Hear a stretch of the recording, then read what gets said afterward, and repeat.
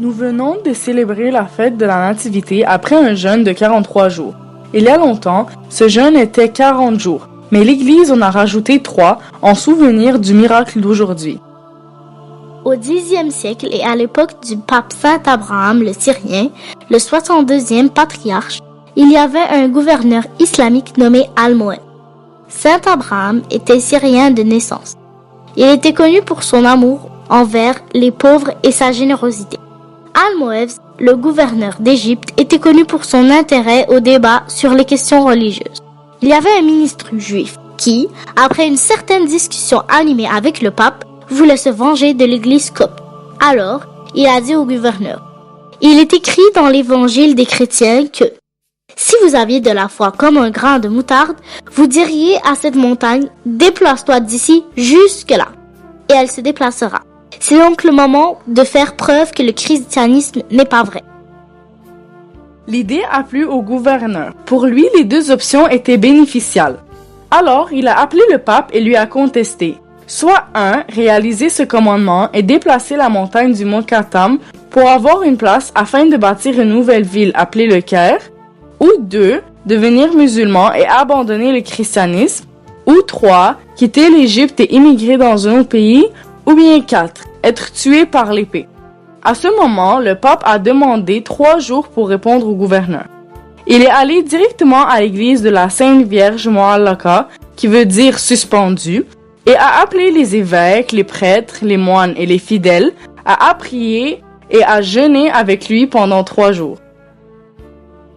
Le 3e jour, à l'aube, la Sainte Vierge Marie lui a apparu et lui a dit « Allez par la porte de fer menant au marché, et vous rencontrerez un homme borgne portant un sac d'eau.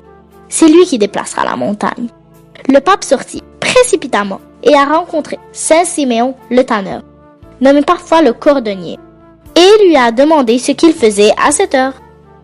Il a répondu en disant « Je me réveille très tôt le matin, chaque jour, pour remplir mon pot avec de l'eau, et de le distribuer aux personnes âgées et malades qui ne peuvent pas apporter de l'eau pour eux-mêmes à cause de la vieillesse ou la maladie. Quand j'ai fini, je m'en vais à mon travail, à la tannerie, où je travaille jusqu'au soir. Au coucher du soleil, je sors avec le reste des travailleurs et je mange un peu.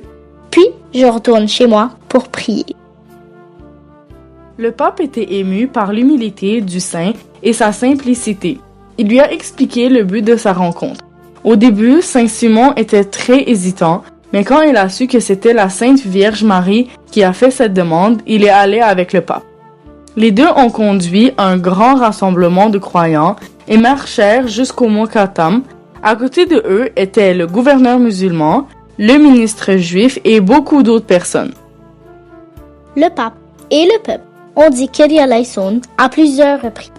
Après, ils se sont mis à genoux et c'est à ce moment-là que la montagne a tremblé violemment, comme si un fort tremblement avait frappé la terre. Ensuite, elle s'est déplacée vers le haut. Chaque fois que les gens se levèrent de leur prière, la montagne se leva vers le haut. Quand ils se mirent à genoux, elle aussi descendait avec eux.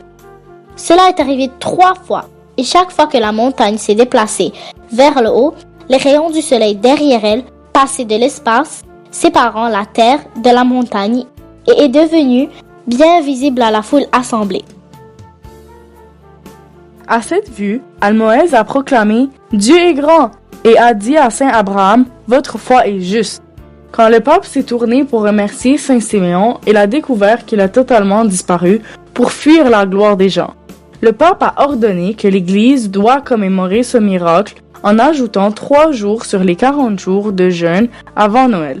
Ainsi, le jeûne de l'Avent est devenu 43 jours à partir du 25 novembre. Peu de temps après le miracle ait eu lieu, Almoez a décidé de se convertir au christianisme. Une fontaine de baptême pour les adultes a été construite pour lui à l'église d'Abou-Sefine. Cette fontaine baptismale existe encore jusqu'à aujourd'hui et est connue sous le nom de Mahmoudiyat al-Sultan, qui veut dire le baptistère du gouverneur. Par la volonté de Dieu, la première église dans la mémoire de ce miracle a été construite après 10 siècles de son accomplissement sur le mont Katam lui-même sous sa sainteté, le pape Shenouda III en 1974.